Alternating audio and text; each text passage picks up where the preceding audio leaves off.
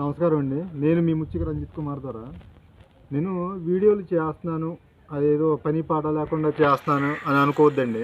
ఇప్పుడు నేను చెప్పేది ప్రతిదీ కూడా ప్రకటనల ద్వారా, పేపర్ మీడియా ద్వారా చాలామంది చెప్తా ఉన్నారండి. వీడియోల రూపంలో చాలామంది చెప్తున్నారు.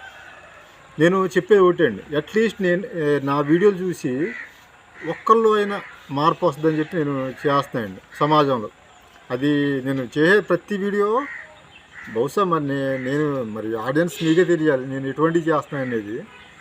మార్పు రావాలని చెప్పి చేస్తున్నానండి. అలాగే ఈరోజు కూడా ఒక వీడియో చేస్తున్నానండి. ఇప్పుడు ఇది శీతాకాలం అండి. ప్రతి ఒక్కళ్ళు కొంతమంది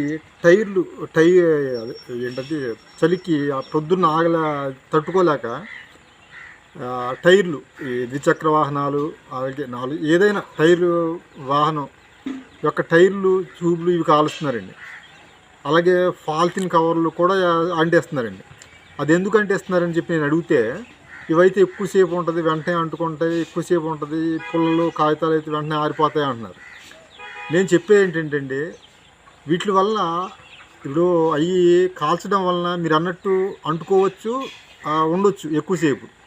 కానీ అవి వదిలే వాయువులు, విషవాయువులు, ఆ కార్బన్స్ అయిన విషవాయువుల వలన మన ఊపిరితిత్తులు చెడిపోయి మన శరీరంలో ఆర్గానిక్స్ పైన కూడా, అవయవాల పైన కూడా దాని ప్రభావం పడే ప్రమాదం ఉందండి. అంటే ఇది తెలియదండి.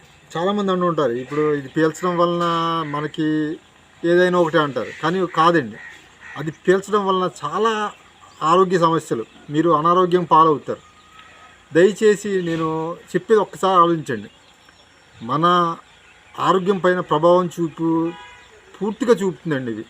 ఇప్పుడు కార్లు టైర్లైనా, పాలిథిన్ కవర్లైనా కాల్చడం వలన అది పాడేసి డంపింగ్ యార్డ్లోనే ఎక్కడో షిఫ్ట్ చేయాలి తప్ప, వాటిని కాల్చేసి అవి గత వీడియోలో చెప్పామండి, అది భూమిలో కరగవు.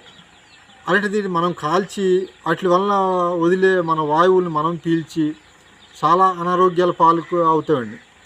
అదే నేను చెప్తున్నానండి.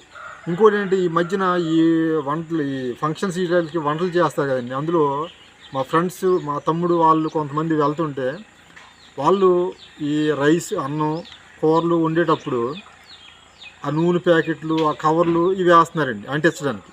నేను అడిగాను, ఎందుకు తమ్ముడు ఇది వేయడం అంటే, ఇలా వేయడం వల్ల తొందరగా అంటుకుంటుందని, బాగుంటుంది అని చెప్పి అన్నారు.